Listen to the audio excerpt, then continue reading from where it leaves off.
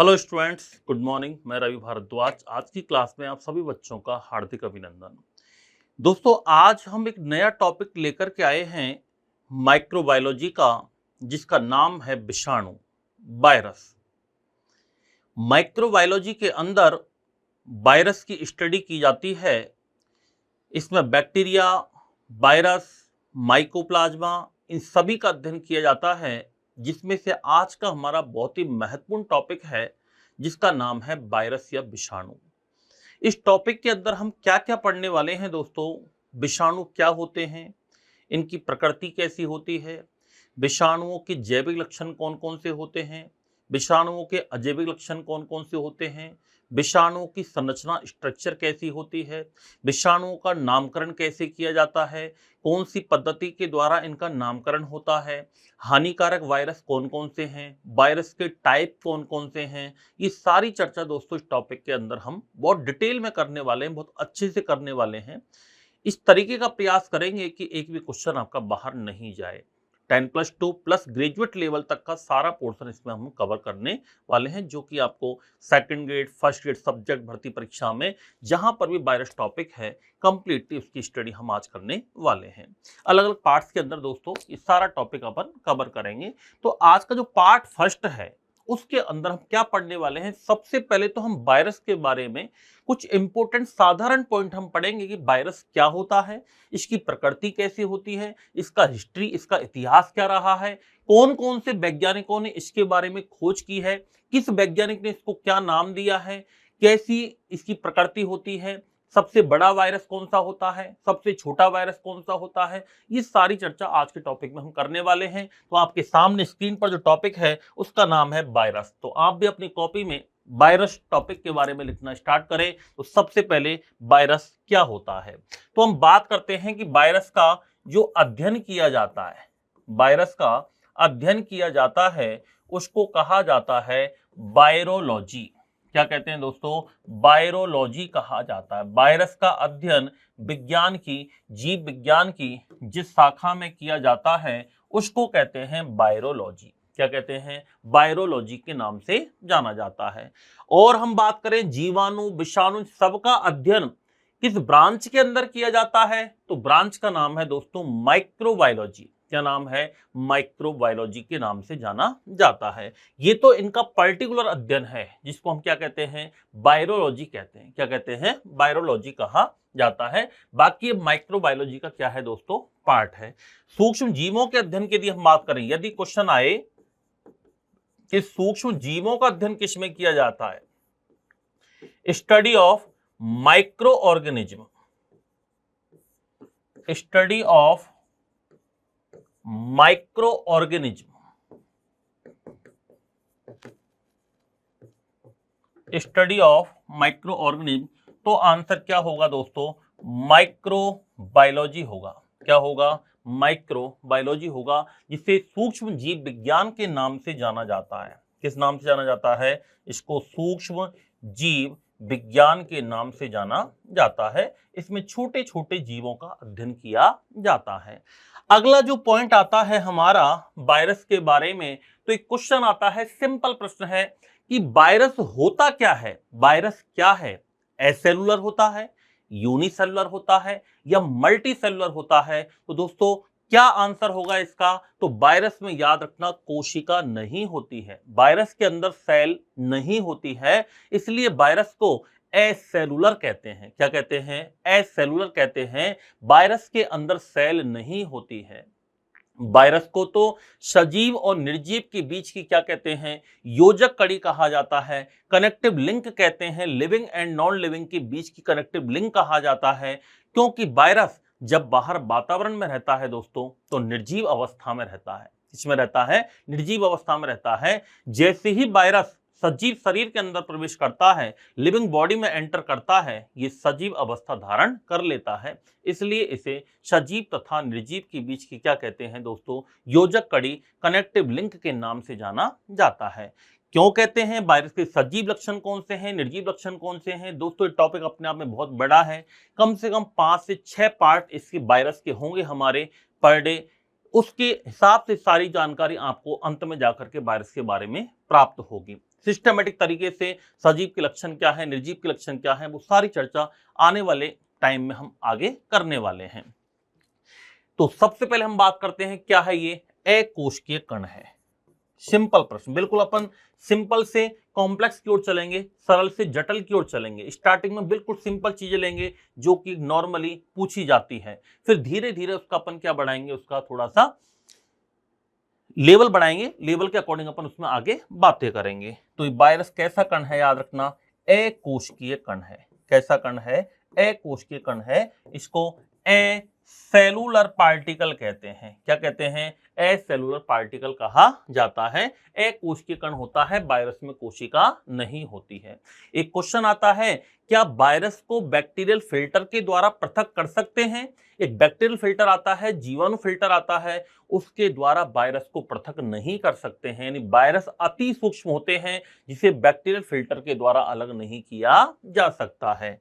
तो ये अति सूक्ष्म कण है। कैसे कण है दोस्तों, अति सूक्ष्म कण है।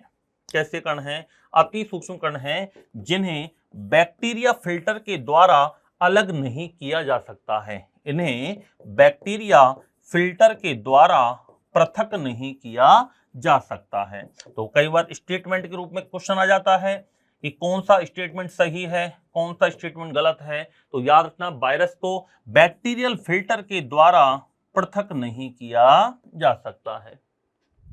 वायरस जो है दोस्तों एक लैटिन लैंग्वेज का वर्ड है। कौन सी लैंग्वेज का वर्ड है, लैटिन लैंग्वेज का वर्ड है, जिसका अर्थ होता है जहर। क्या अर्थ होता है, जहर। या इसको अपन कह सकते हैं बिनोम। क्या कहते हैं, बिनोम। या इसको पॉइजनियस फ्लूइड के नाम से जाना जाता है, तरल विष के नाम से जाना जाता है। क्वेश्चन आ जाए कि वायरस शब्द का अर्थ है, तो वायरस शब्द का अर्थ क्या होता है, तरल विष होता है, या इसको पॉइजनियस फ्लूइड के नाम से जाना जाता है। तो वायरस एक लैटिन लैंग्वेज का वर्ड है। कौन सी लैंग्वेज का है, लैटिन लैंग्वेज का वर्ड है।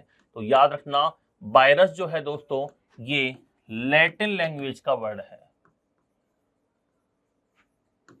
लैटिन लैंग्वेज का वर्ड है। इसके अर्थ की बात करें हम, मीनिंग की बात करें कि इसका अर्थ क्या होता है, तो इसका अर्थ होता है तरल विष। क्या अर्थ होता है, तरल विष, जिसको पॉइजनियस फ्लूइड के नाम से जाना जाता है, या इसको बिनोम कहते हैं। क्या कहते हैं, बिनोम के नाम से भी जाना जाता है, या इसको जहर कह सकते हैं। क्या कह सकते हैं, जहर। तो वायरस शब्द का अर्थ क्या होता है, जहर होता है, तरल विष के नाम से इसको जाना जाता है। अध्ययन इसका वायरोलॉजी में किया जाता है। एक वैज्ञानिक आते हैं दोस्तों, इसके इतिहास के बारे में हम बात करें तो एक वैज्ञानिक आते हैं डीजे इवानोवस्की। क्या नाम है दोस्तों, डीजे इवानोवस्की।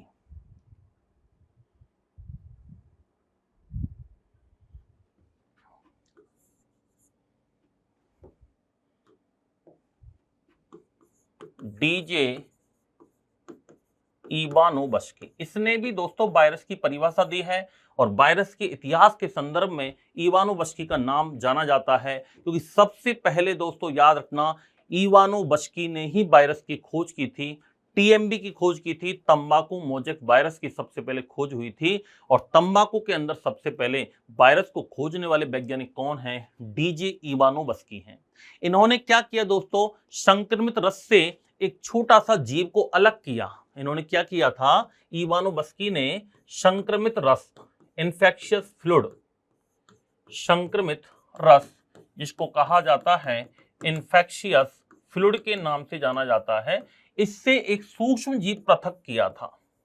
क्या पृथक किया था, सूक्ष्म जीव, माइक्रो ऑर्गेनिज्म पृथक किया था। इससे सूक्ष्म जीव पृथक किया, माइक्रो ऑर्गेनिज्म पृथक किया, माइक्रो ऑर्गेनिज्म इससे अलग किया, और इसे क्या नाम दिया था, टोबैको मोजेक वायरस नाम दिया था। क्या नाम दिया था इसको, टीएमबी। टीएमबी बोलो, क्या नाम है, टोबैको मोजेक वायरस। क्या नाम है, टोबैको मोजेक वायरस नाम दिया। यानी सबसे पहले टीएमबी वायरस की खोज किसने की थी, इवानोवस्की ने की थी। किसने की थी, इवानोवस्की ने की थी। अर्थात वायरस के खोजकर्ता की हम बात करें कि वायरस का खोजकर्ता किसको माना जाता है, तो किसको माना जाता है, इवानोवस्की को माना जाता है। किसको माना जाता है? इवानोवस्की को।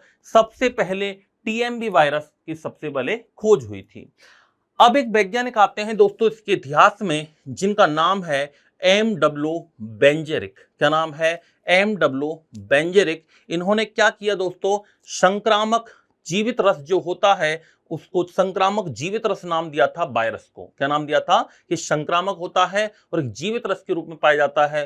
कॉन्टागियम वाइबियम फ्लूडियम के नाम से भी इसको जाना जाता है, या इन्फेक्शियस लिविंग फ्लूइड के नाम से भी जाना जाता है। तो क्वेश्चन आता है कि वायरस को संक्रामक जीवित रस नाम किसने दिया? तो संक्रामक जीवित नाम रस देने वाले वैज्ञानिक थे एम.डब्ल्यू. बेंजेरिक। क्या नाम थे? एम.डब्ल्यू. बेंजेरिक, जिन्होंने याद रखना वायरस को संक्रामक जीवित रस नाम दिया है। तो कौन से वैज्ञानिक हैं? एम.डब्ल्यू. बेंजेरिक। क्या नाम है? एम.डब्ल्यू. बेंजेरिक। इन्होंने क्या नाम दिया है?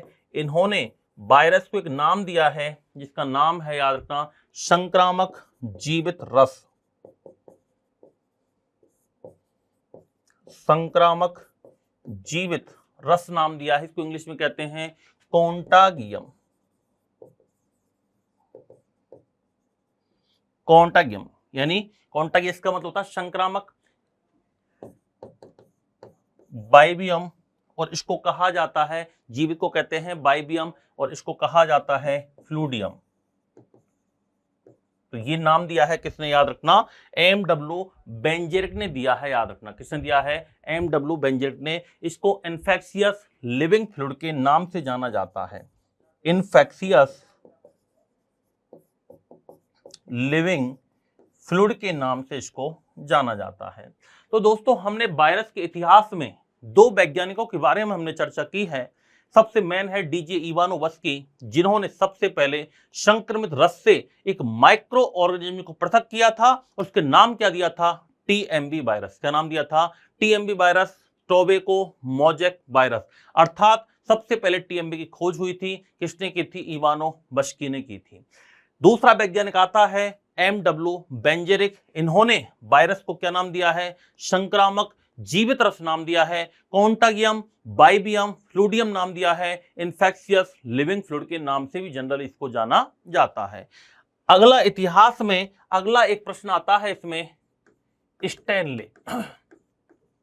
वायरस से संबंधित एक साइंटिस्ट का नाम और आता है जिनका नाम क्या है दोस्तों? स्टेनले। और स्टेनले ने, याद रखना, सबसे पहले टीएमबी वायरस का क्रिस्टलीकरण किया था। क्या किया था? टीएमबी वायरस का क्रिस्टलीकरण किया था। और टीएमबी वायरस के क्रिस्टलीकरण के लिए इन्हें नोबेल पुरस्कार मिला था। क्या मिला था? नोबेल प्राइज मिला था। नोबेल पुरस्कार इनको दिया गया है। तो स्टेनले ने क्या किया था? याद रखना, TMV virus, tobacco mosaic virus का क्रिस्टलीकरण किया था।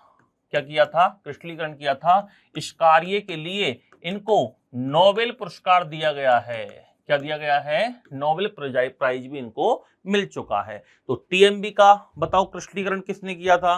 तो टीएमबी का क्रिस्टलीकरण किया था स्टेनले ने। किसने किया था? स्टेनले नामक वैज्ञानिक ने किया था। आगे हम बात करते हैं दोस्तों, ये वायरस जो होते हैं, एक तो होते हैं एनिमल वायरस, एक होते हैं प्लांट वायरस, और तीसरे प्रकार के वायरस और होते हैं जिन्हें बैक्टीरियोफेज कहते हैं। क्या कहते हैं? बैक्टीरियोफेज कहते हैं। सबसे पहले प्लांट वायरस के बारे में पता चला था, एनिमल वायरस के बारे में। उसके अलावा एक बैक्टीरियोफेज और होते हैं। हालांकि मैं बताऊंगा, एक ब्रियोन भी होता है, एक प्रियोन भी होता है। याद रखना, ये सभी वायरस के ही टाइप हैं। Breon, prion, bacteriophage, plant virus, animal virus, ये सभी बैक्टीरिया के टाइप हैं। सबके बारे में हम आगे डिटेल में बहुत अच्छे से चर्चा करने वाले हैं। अभी मैं थोड़ा सा इसका इतिहास के बारे में बात कर रहा हूं कि इसका लास्ट हिस्ट्री क्या रही है, किस किसने इसके बारे में खोजा था। तो सबसे पहले पादप विषाणु और जंतु विषाणु के अलावा एक तीसरे प्रकार के वायरस का पता चला जो कि जीवाणुओं को संक्रमित करते हैं। उनको क्या कहते हैं? जीवाणु भोजी कहते हैं, बैक्टीरियोफेज कहते हैं। क्या कहते हैं? बैक्टीरियोफेज कहते हैं। तो आपने प्लांट वायरस और एनिमल वायरस के बारे में तो अपन जनरली पढ़ते हैं, एक तो प्लांट वायरस और एक एनिमल वायरस। इन दो के अलावा एक होता है दोस्तों बैक्टीरियोफेज। क्या होता है? बैक्टीरियोफेज होता है, जिसको जीवाणु भोजी कहते हैं। क्या कहा जाता है इसे? जीवाणुभोजी कहते हैं, बैक्टीरियोफेज के नाम से जाना जाता है, याद रखना। और ये क्या काम करता है? जीवाणुओं को संक्रमित करता है, बैक्टीरिया को इन्फेक्टेड करता है, जीवाणु को संक्रमित करता है। क्या काम करता है ये? जीवाणु को संक्रमित करने का कार्य करता है। इसकी जो खोज है, बैक्टीरियोफेज की खोज की यदि अपन बात करें तो इसकी खोज की थी ट्वार्ट एवं डी हेरिल। किसने की थी? ट्वार्ट एवं डी हेरिल ने। बैक्टीरियोफेज की खोज किसने की थी? ट्वार्ट एवं डी हेरिल नामक वैज्ञानिक ने की थी। बैक्टीरिया की खोज से यह प्रमाणित हुआ था कि विषाणु फ्लूइड अवस्था में नहीं पाए जाते हैं, ये कणीय अवस्था में पाए जाते हैं, ये तरल अवस्था में नहीं होते हैं, याद रखना। ये पार्टिकुलेट स्टेज के अंदर होते हैं, कणीय अवस्था में होते हैं, छोटे छोटे कणों के रूप में क्या होते हैं? ये पाए जाते हैं। तो जीवाणु खोज से क्या प्रमाणित हुआ था? याद रखना, जीवाणुभोजी। इसकी जब खोज हो गई थी ना, तब पता चला कि वायरस जो होते हैं वो फ्लूइड अवस्था में नहीं होते हैं। वायरस कौन सी अवस्था में होते हैं? याद रखना, पार्टिकुलेट स्टेज के अंदर होते हैं, कणीय अवस्था में होते हैं। तो इसकी खोज से क्या पता चला? इसकी खोज से पता चला कि वायरस जो होते हैं वो तरल अवस्था में नहीं होते हैं। वायरस जो होते हैं वो तरल अवस्था में नहीं होते हैं, ये कणीय अवस्था में उपस्थित होते हैं, पार्टिकुलेट स्टेज। कणीय अवस्था को इंग्लिश में कहते हैं पार्टिकुलेट स्टेज।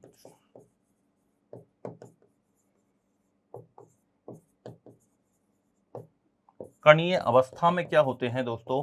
उपस्थित होते हैं। किसमें उपस्थित होते हैं? कणीय अवस्था में उपस्थित होते हैं। तो ये कुछ इसके इतिहास के बारे में हमने बात की है। आगे हम बात करते हैं इसमें वायरस के जनरल कैरेक्टरिस्टिक्स कौन कौन से हैं, वायरस के सामान्य गुण कौन कौन से हैं। ये तो हमने कॉमन बात की है जो इसका इतिहास के बारे में बताता है। अब हम बात करते हैं वायरस के सामान्य गुण। तो हेडिंग लगा लीजिए, वायरस के सामान्य गुण या वायरस के लक्षण के बारे में हम बात करते हैं। सामान्य गुण, वायरस के सामान्य गुण एवं लक्षण। दोस्तों एनसीईआरटी वाला जो पार्ट है ये तो इसमें कंप्लीट आ जाएगा। एनसीईआरटी में तो वायरस 12th क्लास में बहुत कम दे रखा है, याद रखना, 11th-12th के स्टैंडर्ड के अकॉर्डिंग। लेकिन अपन इसको बहुत डिटेल में लेकर के आने वाले हैं और जो एनसीईआरटी का पार्ट है वो इसमें कंप्लीट हो जाएगा। उसके अलावा बहुत अधिक मटेरियल आपको मिलने वाला है जो हमारे काम का है। इसमें बीएससी प्लस 10+2 लेवल का जो भी मटेरियल है वो सारा के सारा इसमें अपने काम आने वाला है, याद रखना। सेकंड ग्रेड फर्स्ट ग्रेड के हिसाब से उसके अकॉर्डिंग अपने इस टॉपिक को ले रहे हैं, याद रखना। 0 से लेकर के हीरो तक ये टॉपिक अपने कवर करेगा, याद रखना। आप छोटे छोटा एग्जाम दोगे और बड़े से बड़ा एग्जाम दोगे, वायरस जहां भी आता है वहां पर आप इसमें मात नहीं खाओगे, हर क्वेश्चन इसको सॉल्व कर पाओगे, इससे याद रखना दोस्तों। तो वायरस के सामान्य गुण या सामान्य लक्षण की हम बात करें तो जनरल कैरेक्टरिस्टिक्स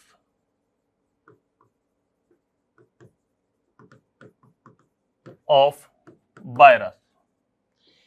जनरल कैरेक्टरिस्टिक्स की हम बात करें, सबसे पहला अति सूक्ष्म कणिका में संरचना है। पढ़ चुके हैं हम, पहला पॉइंट क्या है?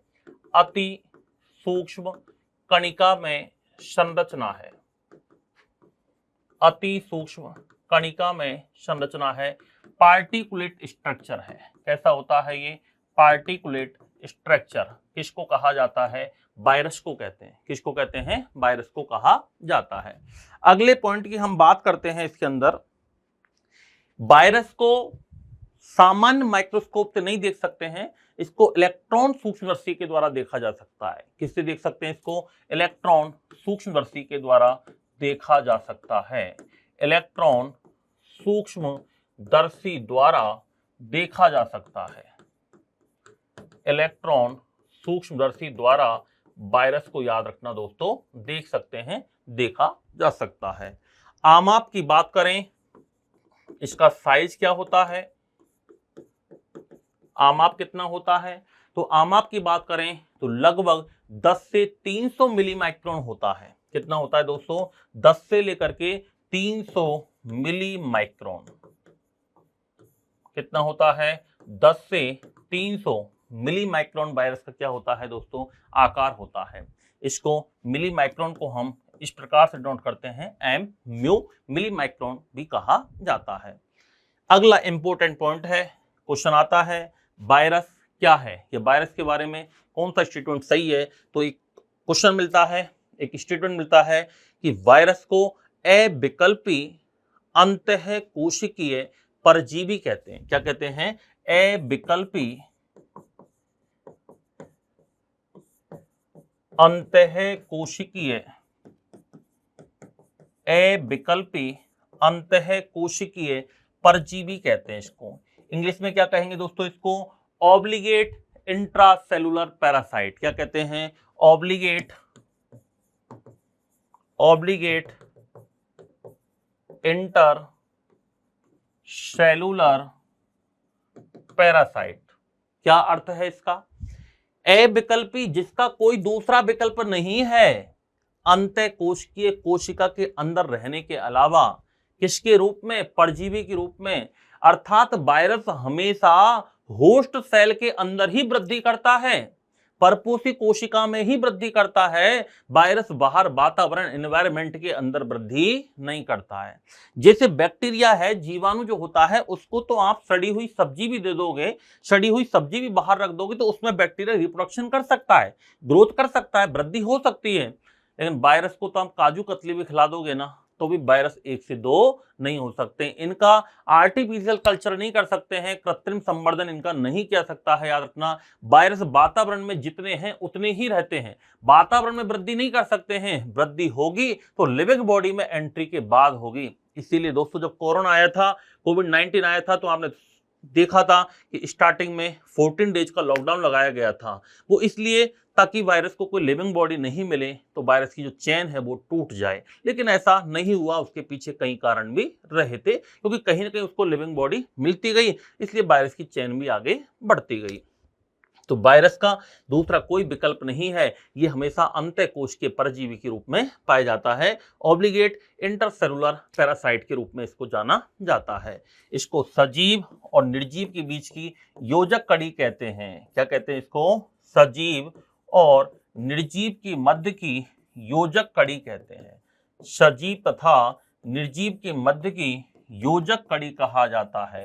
Connective link of living and non living organism is called virus. तो इसको अपन लिख सकते हैं कनेक्टिव लिंक,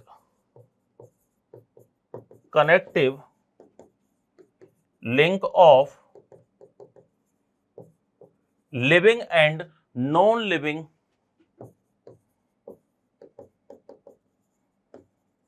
ऑर्गेनिज्म। लिविंग और नॉन लिविंग के बीच की क्या कहते हैं दोस्तों, योजक कड़ी के नाम से जाना जाता है। अभी अपन बिल्कुल सिंपल पार्ट ले रहे हैं वायरस का, जो कि बिल्कुल सरल से कठिन की ओर हम चलने वाले हैं। पहले थोड़ी सरल चीजों के बारे में हम पढ़ेंगे जो इजीली आपको समझ में आए। उससे हम जब 10% गेन कर लेंगे तो फिर आगे का 20% वाला हिस्सा गेन करेंगे, फिर 50% वाला गेन करेंगे। तो बिल्कुल सरल से कठिन की ओर हम चल रहे हैं दोस्तों। अगला जो पॉइंट आता है कि वायरस जो है, आपने पढ़ा है कि वायरस को कोशिका सिद्धांत का अपवाद माना जाता है। क्या माना जाता है, अपवाद मानते हैं, एक्सेप्शन ऑफ सेल थ्योरी। क्योंकि कोशिका के अंदर डीएनए और आरएनए दोनों ही आनुवांशिक पदार्थ के रूप में पाए जाते हैं, दोनों ही याद रखना जेनेटिक मटेरियल के रूप में पाए जाते हैं। लेकिन वायरस में या तो डीएनए होगा या फिर क्या होगा दोस्तों, आरएनए होगा। कभी भी दोनों एक साथ नहीं पाए जाते हैं। नॉर्मली एनिमल वायरस के अंदर डीएनए होता है। क्या होता है, डीएनए। कुछ अपवाद हैं इसके, जैसे कोविड-19 वायरस है, पोलियो वायरस वगैरह है, एचआईवी वायरस है, इनमें याद रखना आरएनए पाया जाता है। होते तो ये एनिमल वायरस हैं, लेकिन होता क्या है, इनके अंदर आरएनए पाया जाता है। जबकि प्लांट वायरस जो होते हैं उनमें होता है आरएनए, और एनिमल वायरस में क्या होता है, डीएनए। कुछ एक्सेप्शन है, वो अलग है। बाकी नॉर्मली एनिमल वायरस के अंदर डीएनए होता है, प्लांट वायरस के अंदर आरएनए पाया जाता है। तो हम बात करते हैं इसके अंदर आनुवांशिक पदार्थ, जेनेटिक मटेरियल। आनुवांशिक पदार्थ की बात करें हम, इसको जेनेटिक मटेरियल की बात करें, तो इसके अंदर डीएनए या आरएनए पाया जाता है। इन दोनों में से कोई भी एक होगा दोनों में से कोई भी एक होगा, दोनों एक साथ कभी भी नहीं पाए जाते हैं। जनरली जंतु वायरस में डीएनए होता है और प्लांट वायरस में क्या होगा, आरएनए होगा।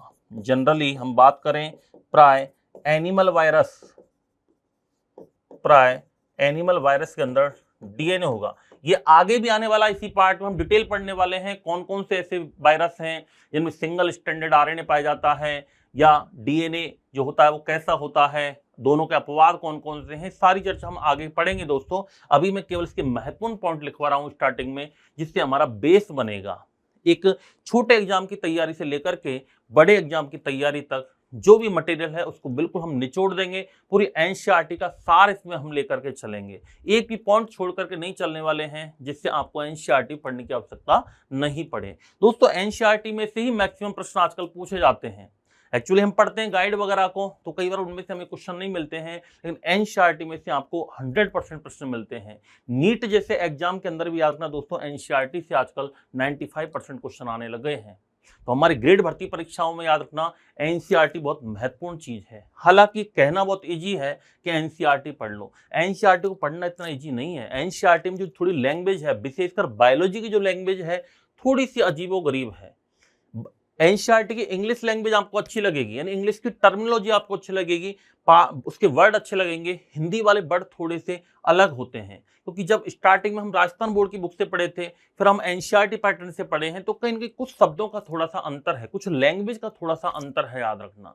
तो एनसीईआरटी को पढ़ना इतना इजी नहीं है, उसमें से कई बार हमें क्वेश्चन समझ में नहीं आता है, हर लाइन में क्वेश्चन फंसा हुआ है, तो उसको बिल्कुल हम निचोड़ करके आपको देने वाले हैं, ताकि आपको उसको पढ़ने में ज्यादा टाइम वेस्ट नहीं करना पड़े, सीधा आपको नोट्स के माध्यम से ही आप अपनी तैयारी को प्रॉपर कर पाए।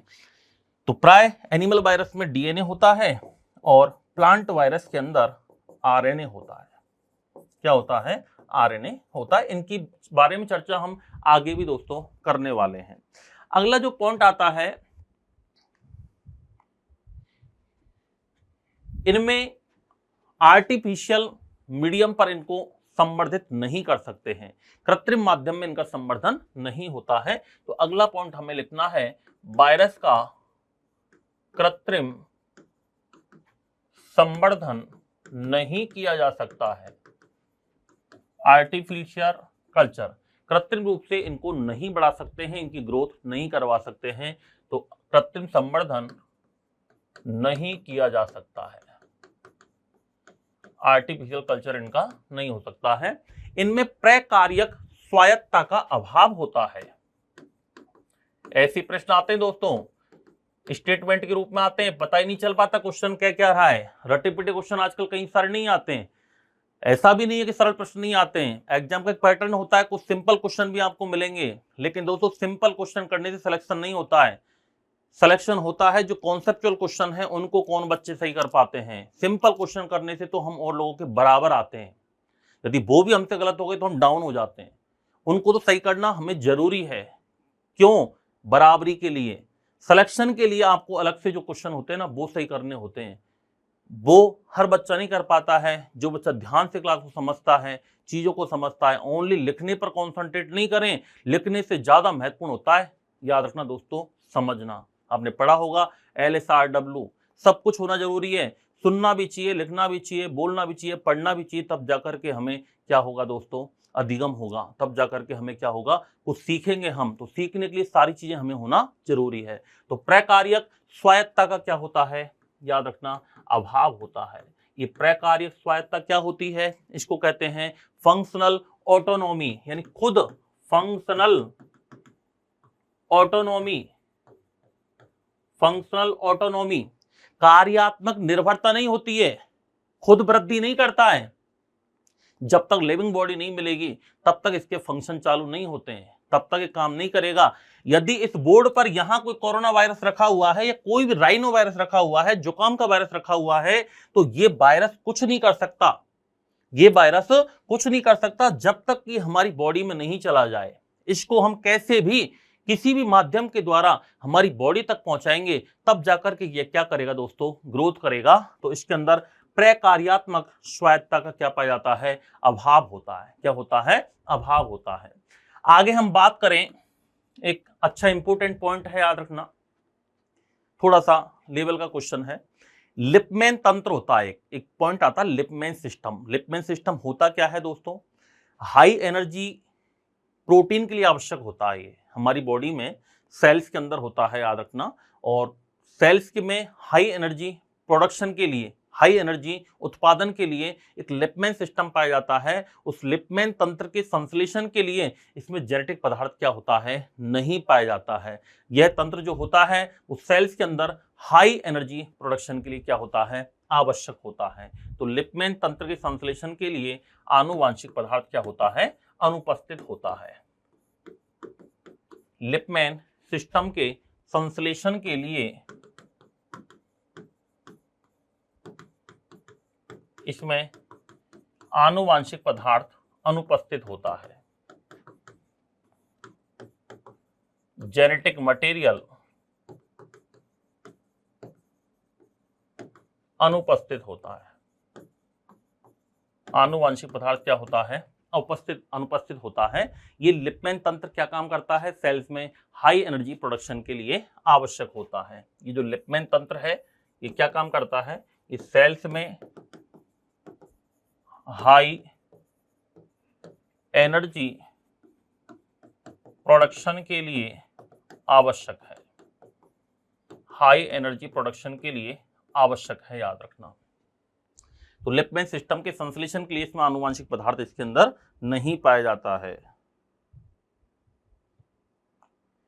आगे हम बात करते हैं दोस्तों, एक वायरस का लक्षण है कि वायरस के अंदर रेप्लिकेशन होता है। क्या होता है, रेप्लिकेशन होती है, पुनरावृत्ति होती है, लेकिन वृद्धि नहीं होती है, विभाजन नहीं होता है। वायरस की बाहर वातावरण में वृद्धि नहीं होती है, वायरस में द्वितीय विखंडन भी नहीं होता है, वायरस टूटता भी नहीं है, केवल रेप्लिकेशन होता है। क्या होता है, रेप्लिकेशन होता है। तो वायरस में पुनरावृत्ति का गुण पाया जाता है, रेप्लिकेशन फैक्टर होता है इसके अंदर, पुनरावृत्ति का गुण पाया जाता है, याद रखना। लेकिन वृद्धि और द्वितीय विभाजन इसके अंदर नहीं होता है। वृद्धि, ग्रोथ तथा द्वितीय विभाजन, बाइनरी फ्यूजन नहीं होता है।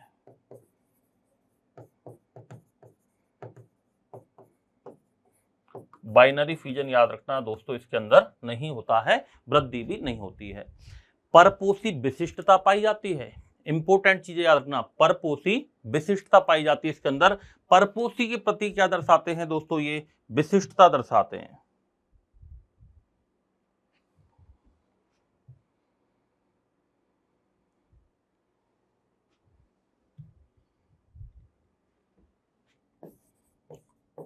परपोषी का अर्थ होता है जिस सेल के अंदर ये प्रवेश करता है, तो परपोषी विशिष्टता दर्शाते हैं। परपोषी के प्रति विशिष्टता दर्शाते हैं, इसको कहते हैं होस्ट स्पेसिफिसिटी। होस्ट स्पेसिफिसिटी ये इसके अंदर क्या होती है दोस्तों, प्रेजेंट होती है। परपोषी विशिष्टता इसके अंदर उपस्थित होती है। ताप और आर्द्रता, टेम्परेचर एंड ह्यूमिडिटी के प्रति क्या होते हैं दोस्तों, रेस्पॉन्ड करते हैं, अनुक्रिया दर्शाते हैं। कई बार आप सुनते हैं ना, अधिक टेम्परेचर पर वायरस मर जाएगा। जैसे कोरोना जब चला था, कोरोना जब आया था कोविड-19, तो कई वैज्ञानिक बोल रहे थे, न्यूज़पेपर्स के अंदर आपने पढ़ा होगा कि जैसे जैसे गर्मियां बढ़ेंगी तो वायरस क्या होगा, मर जाएगा। क्योंकि वायरस की प्रकृति होती है, बहुत अधिक टेम्परेचर पर वायरस जीवित नहीं रहता है। तो ताप और आर्द्रता के प्रति क्या होते हैं, ये अनुक्रिया दर्शाते हैं। ताप, टेम्परेचर, ताप तथा आर्द्रता, ह्यूमिडिटी के प्रति अनुक्रिया दर्शाते हैं। अनुक्रिया का अर्थ रेस्पॉन्ड। ताप तथा आर्द्रता के प्रति क्या करते हैं दोस्तों, ये प्रतिक्रिया दर्शाते हैं।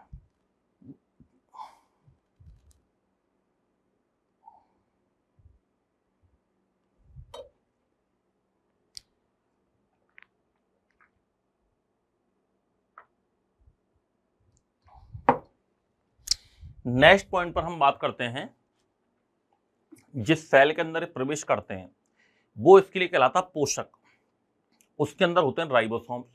वो राइबोसोम द्वारा प्रोटीन संश्लेषण में भी भाग लेते हैं, याद रखना। तो पोषक के राइबोसोम द्वारा प्रोटीन संश्लेषण में ये सक्षम होते हैं। पोषक के अंदर होते हैं राइबोसोम्स और उनके द्वारा ये प्रोटीन सिंथेसिस में भाग लेते हैं। प्रोटीन सिंथेसिस में क्या लेते हैं, ये भाग लेते हैं। तो पोषक के राइबोसोम्स के द्वारा प्रोटीन संश्लेषण में क्या होते हैं, ये भाग लेते हैं, प्रोटीन संश्लेषण में सक्षम होते हैं। याद रखना दोस्तों, नॉर्मली वायरस जो होते हैं ये एसिड्स, बेस, सॉल्ट इनके प्रति प्रतिरोधी होते हैं। क्या होते हैं, प्रतिरोधी होते हैं, रेजिस्टेंस होते हैं, लेकिन इन्हें कुछ केमिकल के द्वारा, थर्मोथेरेपी, ताप उपचार के द्वारा निष्क्रिय कर सकते हैं। कुछ कीमोथेरेपी के द्वारा हम वायरस को इनएक्टिव कर सकते हैं, ताप उपचार थर्मोथेरेपी के द्वारा कर सकते हैं। बाकी वायरस पर याद रखना एसिड, सॉल्ट, बेस आदि का कोई प्रभाव नहीं होता है। इनके प्रति एंटी रेजिस्टेंस होते हैं, प्रति इनके प्रतिरोधी की क्षमता इसके अंदर पाई जाती है। तो नॉर्मली जो वायरस होते हैं, जनरली वायरस जो होते हैं ये टेम्परेचर, एसिड्स, बेसेज, सॉल्ट इनके प्रति याद रखना क्या दर्शाते हैं, प्रतिक्रिया दर्शाते हैं। क्या दर्शाते हैं, ये प्रतिक्रिया दर्शाते हैं। हालांकि इनको रसायन तथा ताप उपचार के द्वारा निष्क्रिय किया जा सकता है। इन्हें थर्मोथेरेपी,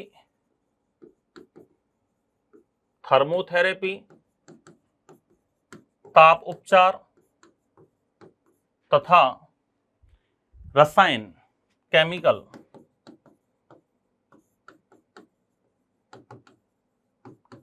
के द्वारा इनको निष्क्रिय किया जा सकता है, इनको इनएक्टिव किया जा सकता है। तो कीमो, रसायन, केमिकल के द्वारा और थर्मोथेरेपी के द्वारा इनको निष्क्रिय कर सकते हैं। एसिड, सॉल्ट, बेस आदि के प्रति क्या होते हैं दोस्तों, प्रतिरोधी ये होते हैं। अगला पॉइंट बात करते हैं, इनको एसीटोन, सैफरेनिन, एथिल अल्कोहल आदि द्वारा किसी भी घोल में अवक्षेपित करके पुनः जल में घोला जा सकता है। यानी एसीटोन, एक होता है सैफरेनिन, ये कुछ केमिकल्स होते हैं, याद रखना, सैफरेनाइजेशन के लिए इनका यूज किया जाता है। एथिल अल्कोहल आदि के द्वारा किसी भी घोल में इनको अवक्षेपित करें, उनमें इसको वॉश किया जाए, उसके बाद भी इनको पुनः जल के अंदर घोला जा सकता है। तो हम लिख सकते हैं एसीटोन, सैफरेनिन, एथिल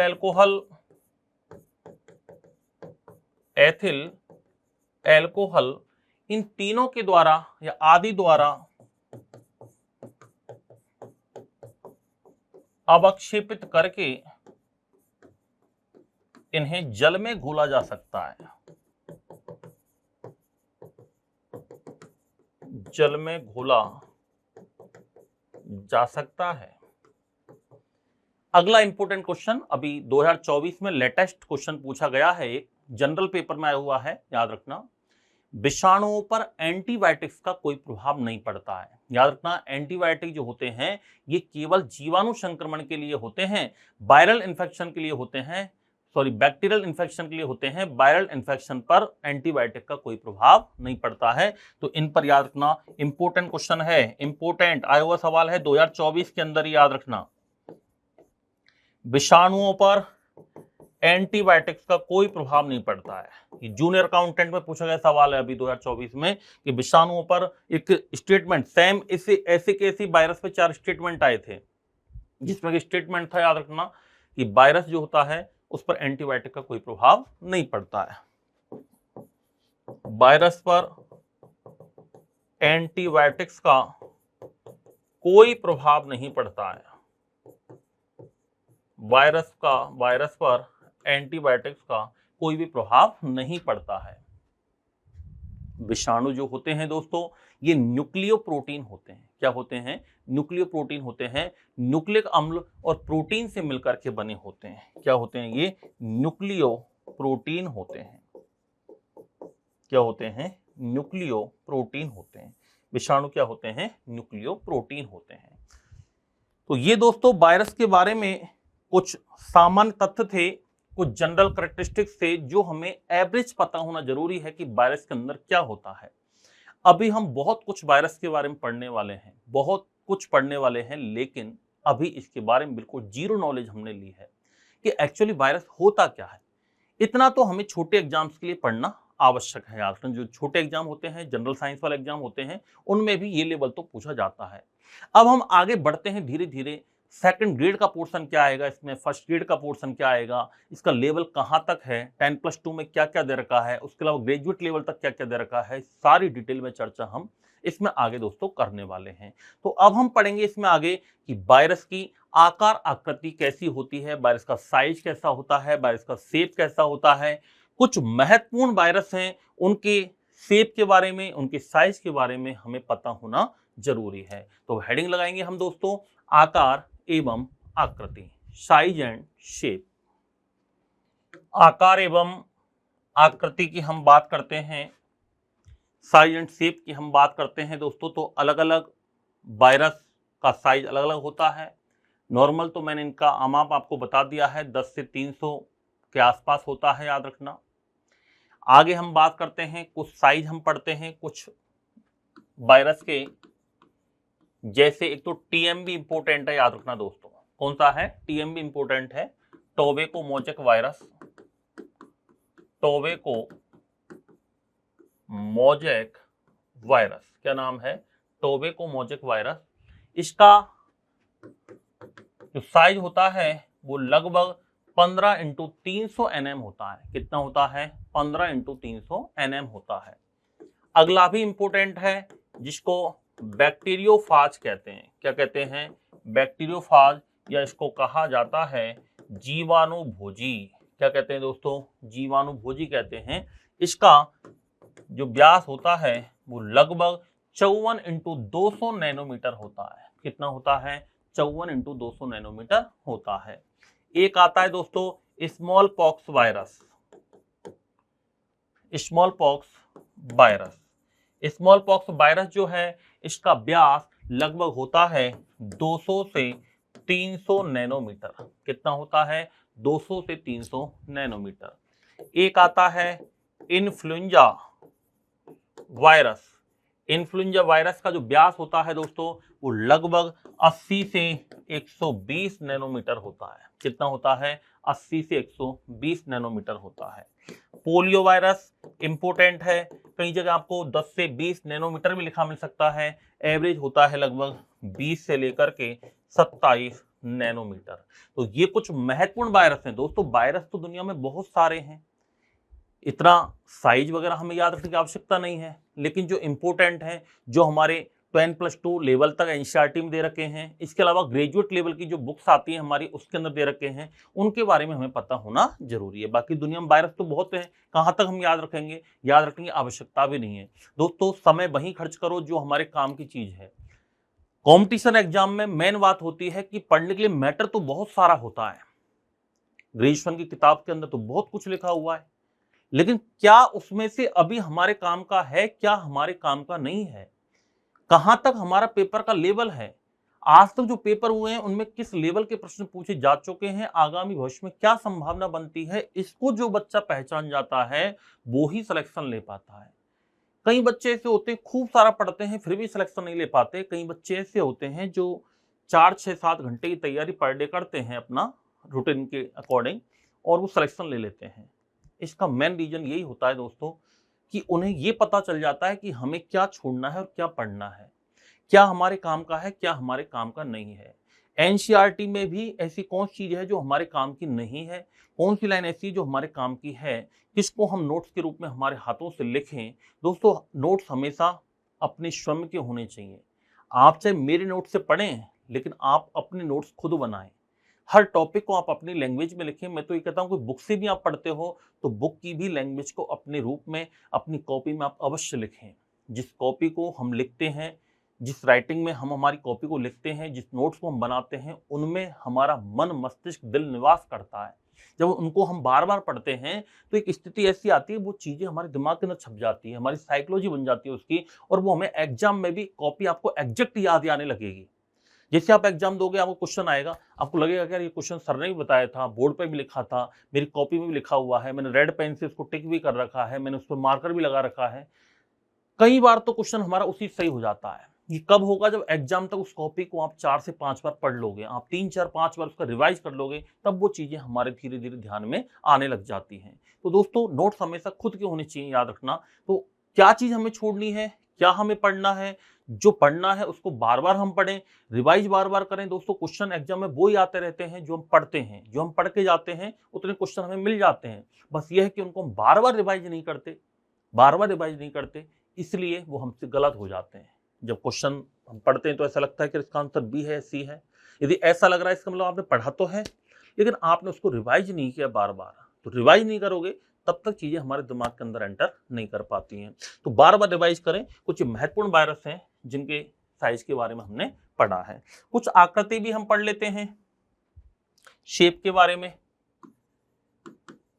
वायरस की आकृति भी दोस्तों अलग अलग होती हैं, याद रखना। शेप्स भी अलग अलग होती हैं। जैसे फॉर एग्जांपल टीएमबी इंपोर्टेंट है दोस्तों। टीएमबी बार बार मैं क्यों ले रहा हूं? पहला वायरस है, पूछा जा सकता है, याद रखना। ऐसे क्वेश्चन मिलेगा डायरेक्ट आपको, टीएमबी वायरस की आकृति कैसी होती है, टीएमबी वायरस का आकार कैसा होता है, इसकी खोज किसने की थी, ऐसा प्रश्न आपको मिलेगा। स्टेटमेंट के रूप में मिल सकता है, कोई एक कथन के रूप में मिल सकता है, डायरेक्ट सीधा प्रश्न भी आपको मिल सकता है। तो टीएमबी वायरस जो होता है दोस्तों, ये छड़नुमा होता है। कैसा होता है? छड़नुमा होता है, रॉड शेप्ड होता है। हालांकि मैं टीएमबी वायरस की आगे इस अन्य वीडियो के अंदर, याद रखना, डिटेल में चर्चा करने वाला हूं। टीएमबी की पूरी स्ट्रक्चर आपको बताऊंगा मैं कि टीएमबी वायरस की पूरी संरचना क्या है। ये वायरस की संरचना हमें पढ़नी पड़ेगी। इस वायरस की संरचना के बारे में, कितने टेम्परेचर पर इसको मेंटेन किया जाता है, कितना टेम्परेचर इसके लिए चाहिए, इसकी वायरस की संरचना स्ट्रक्चर में कौन कौन से पार्ट होते हैं, इसका संगठक क्या है, ये हम डिटेल में लेंगे। टीएमबी, प्रियन, ब्रियन, बैक्टीरियोफेज, इनके बारे में आगे हम डिटेल में पढ़ने वाले हैं। अभी तो मैं केवल उदाहरण के लिए या आकार आकृति में जो महत्वपूर्ण वायरस हैं उनके बारे में अपन चर्चा कर रहे हैं। अगला है बैक्टीरियोफेज। इंपोर्टेंट है बैक्टीरियोफेज, बहुत इंपोर्टेंट है, जिसको जीवाणुभोजी कहते हैं। क्या कहते हैं दोस्तों? जीवाणुभोजी कहा जाता है। इसका आकार कैसा होता है? टेडपोल आकृति का होता है ये, टेडपोल साइज। टेडपोल क्या होता है? अरे मेढक का जो लार्वा बनता है ना, उसको टेडपोल कहते हैं। मेढक में पहले लार्वा स्टेज होती है, फिर मेढक में अडल्ट स्टेज आ जाती है, और लार्वा स्टेज से अडल्ट स्टेज में परिवर्तन होना कहलाता है दोस्तों कायांतरण। क्या कहलाता है? कायांतरण कहलाता है। और कायांतरण को प्रेरित एक हार्मोन करता है जिसका नाम है थायरॉक्सिन हार्मोन। क्या नाम है? Thyroxine hormone. तो टेडपोल साइज जो होती है वो किसकी होती है? जीवाणुभोजी की है। इंपोर्टेंट है दोनों ही। अगला इन्फ्लुएंजा। इन्फ्लुएंजा, और एक आता है दोस्तों एचआईवी। इंपोर्टेंट है एचआईवी भी। HIV virus, influenza virus, HIV की भी चर्चा हम रोगों में करेंगे, डिटेल अध्ययन करेंगे। एचआईवी के अंदर भी इसकी स्ट्रक्चर के बारे में आगे हम पढ़ने वाले हैं। और इसकी जो आकृति होती है वो राउंड शेप्ड होती है। कैसी होती है? गोलाकार होती है दोस्तों, राउंड शेप्ड होती है। कैसी होती है? राउंड शेप्ड होती है। ये इंपोर्टेंट है, ये किसी छोटे एग्जाम के अंदर भी आपको मिल सकते हैं। साइज एक बार छोटे एग्जाम में नहीं पूछा जाता है, लेकिन शेप की बात करें तो जनरल कोई छोटे एग्जाम के अंदर भी आपको ये मिल सकते हैं। इंपोर्टेंट चीजें याद रखना। जनरली ये हमें नॉर्मल गाइड्स प्रोग्राम नहीं मिल पाती, इसलिए छोटा सा वीडियो अपन ने लिया है। तो एचआईवी, इन्फ्लुएंजा, इनमें कैसा होता है याद रखना? गोलाकार होता है, बाउंड शेप्ड, राउंड शेप्ड होता है। एक आता है दोस्तों पॉक्स वायरस। कौन सा आता है? Pox virus. इसकी स्ट्रक्चर जटिल मानी जाती है। कैसी मानी जाती है? जटिल मानी जाती है, याद रखना, कॉम्प्लेक्स मानी जाती है। एक होता है रेबीज। कुत्ता, बंदर, गिलहरी आदि के काटने से होने वाला रोग है रेबीज। और बंदूक के गोली के आकार का होता है।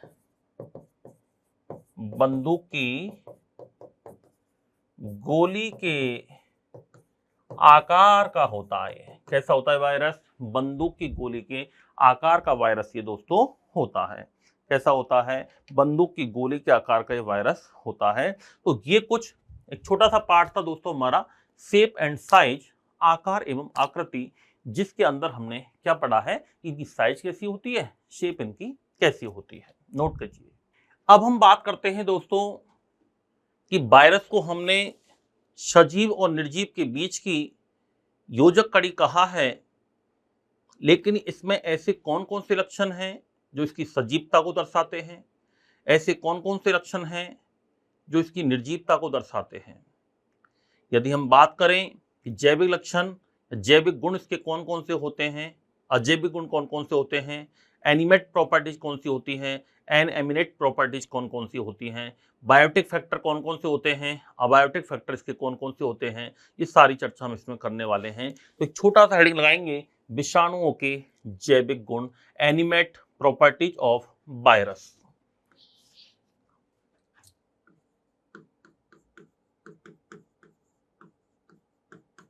विषाणुओं के जैविक गुण। वायरस को सजीव और निर्जीव के बीच की क्या कहते हैं दोस्तों, योजक कड़ी कहा जाता है।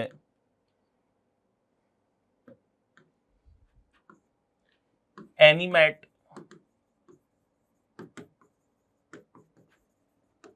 Properties of virus.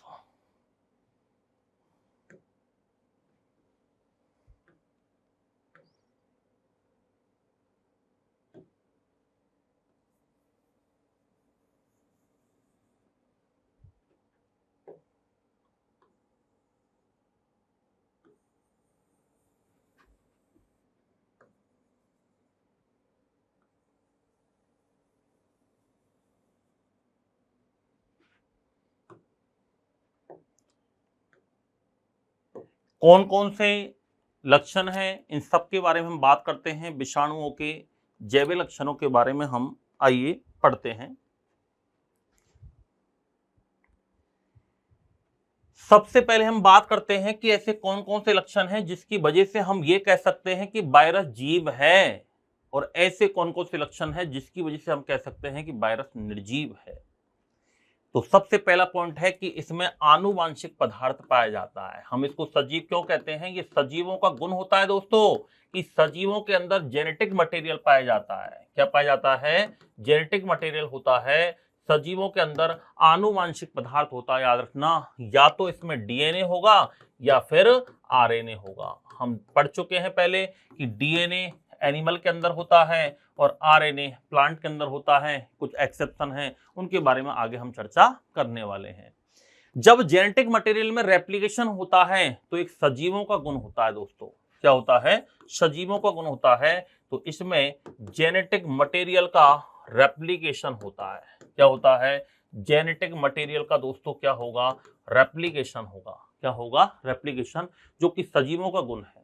इसमें म्यूटेशन होता है, उत्परिवर्तन होता है, और जिसमें म्यूटेशन का होता है अचानक होने वाला परिवर्तन, किसी क्रोमोसोमल स्ट्रक्चर के अंदर, किसी जीनी स्ट्रक्चर के अंदर अचानक होने वाला परिवर्तन क्या कहलाता है, क्रोमोसोमल परिवर्तन कहलाता है, या उसको म्यूटेशन कहते हैं। और ऐसे पदार्थ जो उत्परिवर्तन को प्रेरित करते हैं उनको म्यूटाजन कहते हैं। क्या कहते हैं, म्यूटाजन कहते हैं। तो इसमें म्यूटेशन पाया जाता है। क्या होता है इसके अंदर, म्यूटेशन, उत्परिवर्तन पाया जाता है। क्या होता है, उत्परिवर्तन होता है। चौथा है मल्टीप्लाइकेशन होता है, लेकिन केवल जीवित कोशिकाओं में होता है। प्रवर्धन केवल किस में होता है, जीवित कोशिकाओं में होता है। प्रवर्धन की बात करें, मल्टीप्लाइकेशन की बात करें तो मल्टीप्लाइकेशन किस में होता है, केवल जीवित कोशिकाओं में होता है। केवल किसमें होता है, जीवित सेल्स में होता है, जीवित कोशिकाओं में होता है। परपोषी विशिष्टता दर्शाते हैं ये। क्या दर्शाते हैं, परपोषी विशिष्टता दर्शाते हैं। होस्ट स्पेसिफिसिटी पाई जाती है।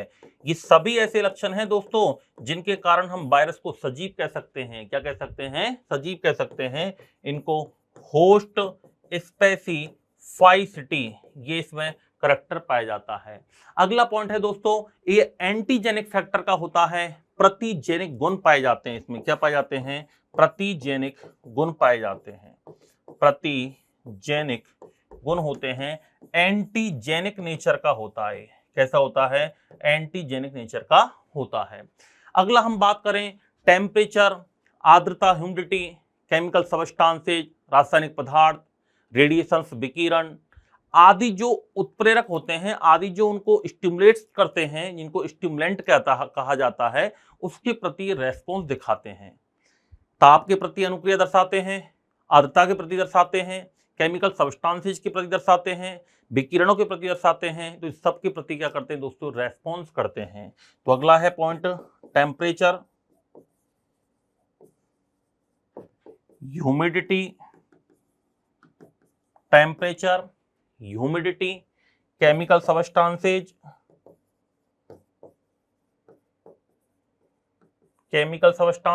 रासायनिक पदार्थ, रेडिएशंस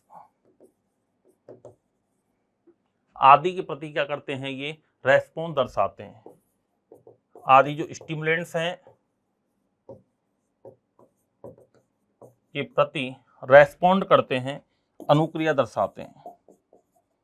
तो ये भी याद रखना दोस्तों, क्या है, सजीवों का एक लक्षण है। क्या है ये, सजीवों का लक्षण है। इन्फेक्शियस कैपेसिटी होती है। इन्फेक्शियस कैपेसिटी का मतलब होता है सामने वाले को संक्रमित करने की क्षमता होती है। ये भी एक सजीवों का लक्षण है। जो सजीव होगा वही तो सामने वाले को संक्रमित कर पाएगा। तो ये भी एक लक्षण है। इन्फेक्शियस कैपेसिटी भी इसके अंदर पाई जाती है। क्या पाई जाती है, इन्फेक्शियस कैपेसिटी होती है। तो एक पॉइंट है infectious capacity present. Infectious capacity भी क्या होती है, इसके अंदर प्रेजेंट होती है। तो सभी याद रखना दोस्तों, क्या है, विषाणुओं के जैविक गुण हैं। आगे हम बात करते हैं दोस्तों, विषाणुओं के अजैविक गुण कौन कौन से हैं, जिसको कहा जाता है इनएमिनेट प्रॉपर्टीज ऑफ वायरस। विषाणुओं के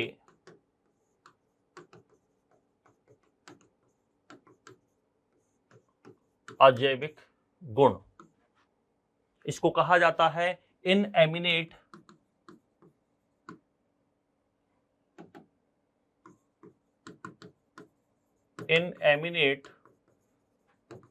प्रॉपर्टीज ऑफ वायरस।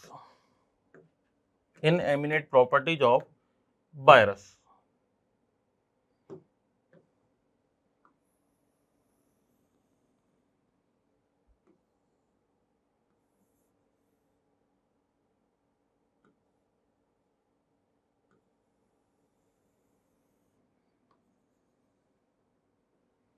विषाणुओं के अजैविक गुण कौन कौन से हैं। विषाणुओं के अजैविक गुणों की बात करें तो एक तो इनका क्रिस्टलीकरण किया जा सकता है, इनको छोटे छोटे टुकड़ों में तोड़ा जा सकता है, तोड़ सकते हैं इनको, ये क्रिस्टलीकरण कर सकते हैं, क्रिस्टल बन जाते हैं इनके। क्या बन जाते हैं, क्रिस्टल बन जाते हैं। तो पहला पॉइंट क्या है दोस्तों, क्रिस्टलीकरण किया जा सकता है। क्रिस्टलीकरण किया जा सकता है, ये इसका पहला पॉइंट है, जिसकी वजह से हम कह सकते हैं कि विषाणु निर्जीव होता है। दूसरा, विषाणु में सेल मेम्ब्रेन नहीं पाई जाती है, सेल वॉल नहीं होती है, सेल ऑर्गन्स नहीं पाए जाते हैं। याद रखना, सेल के अंदर आनुवंशिक पदार्थ दोनों होते हैं, जबकि विषाणु में केवल दोनों में से एक ही होता है। तो cell membrane, cell wall, cell organs नहीं पाए जाते हैं, अर्थात हम कह सकते हैं विषाणु निर्जीव कण होता है। तो दूसरा पार्ट कौन सा है, सेल मेम्ब्रेन, जिसको कहते हैं कोशिका झिल्ली। क्या कहा जाता है, कोशिका झिल्ली कहते हैं, या फिर हम कह सकते हैं कोशिका भित्ति। वायरस में सेल वॉल भी नहीं होती है दोस्तों, पेड़ पौधों में पाई जाती है सेल वॉल, लेकिन वायरस के अंदर सेल वॉल नहीं पाई जाती हैं। और कोशिका के अंग भी नहीं पाए जाते हैं, सेल ऑर्गन्स। सेल ऑर्गन्स में जैसे हम बात करें mitochondria, ribosome, lysosome, Golgi body, ऐसा कोई भी अंग वायरस के अंदर नहीं पाया जाता है। तो सभी क्या होते हैं दोस्तों, अनुपस्थित होते हैं। क्या होते हैं, अनुपस्थित होते हैं। इनमें रेस्पिरेशन नहीं होता है, वायरस श्वसन नहीं करते हैं, वायरस में ग्रोथ नहीं होती है, यानी रेस्पिरेशन, श्वसन नहीं होता है, रेस्पिरेशन तथा ग्रोथ नहीं होती है इसके अंदर। रेस्पिरेशन और ग्रोथ जो होती है वो इसमें नहीं होती है। ये स्पेसिफिक जो होस्ट सेल होते हैं ना, उस होस्ट सेल के बाहर इनर्ट होते हैं, निष्क्रिय होते हैं। मैंने बताया था बाहर वातावरण में कैसे रहेंगे, निष्क्रिय रहेंगे। तो होस्ट सेल में ही वृद्धि करते हैं। स्पेसिफिक होस्ट सेल के बाहर निष्क्रिय होते हैं। कैसे होते हैं दोस्तों? निष्क्रिय। एक बार क्वेश्चन आया हुआ है कि एग्जाम में कि ऐसा कौन सा कण है जो केवल होस्ट सेल के अंदर अपना प्रजनन करता है, वातावरण में नहीं करता है, तो आंसर क्या होगा? वायरस होगा। और पांचवा पॉइंट है दोस्तों, इसके अंदर फंक्शनल ऑटोनॉमी का अभाव होता है। फंक्शनल ऑटोनॉमी का अभाव होता है, इसको कहते हैं प्रकार्यात्मक स्वायत्तता, यानी खुद पर निर्भर नहीं है, खुद वृद्धि नहीं करता है, खुद श्वसन नहीं करता है जब तक कोई लिविंग बॉडी इसको नहीं मिले। तो प्रकार्यात्मक स्वायत्तता का क्या होता है दोस्तों? अभाव होता है। तो इन उपरोक्त तमाम लक्षणों के आधार पर हम ये कह सकते हैं कि वायरस ना तो दोस्तों सजीव है, ना ही वायरस निर्जीव है। वायरस तो सजीव भी होता है, वायरस तो निर्जीव भी होता है, इसलिए इसको वायरस को सजीव और निर्जीव के बीच की क्या कहा जाता है दोस्तों? योजक कड़ी कहते हैं, कनेक्टिव लिंक के नाम से जाना जाता है। तो वायरस बाहर वातावरण में वृद्धि नहीं करता है, वायरस केवल और केवल दोस्तों किस पे वृद्धि करता है? होस्ट सेल परपोषी कोशिका में ही वृद्धि करता है। अब हम दोस्तों आगे हम पढ़ेंगे इसमें वायरस की स्ट्रक्चर के बारे में कि वायरस का संरचनात्मक संगठक के रूप में वायरस के अंदर क्या क्या पाया जाता है, न्यूक्लिक एसिड कौन सा होता है, कैप्सिड वगैरह क्या होते हैं, वायरस में कौन कौन से संगठक पाए जाते हैं, ये सारी चर्चा हम डिटेल में करने वाले हैं। अभी तो हमने दोस्तों जनरल एक नॉमिनल पॉइंट आपके सामने लिए हैं। तो नेक्स्ट क्लास के अंदर हम इसमें पढ़ेंगे वायरस के संरचनात्मक जो संगठक तत्व हैं उनके बारे में हम डिटेल में चर्चा करेंगे। Thank you so much.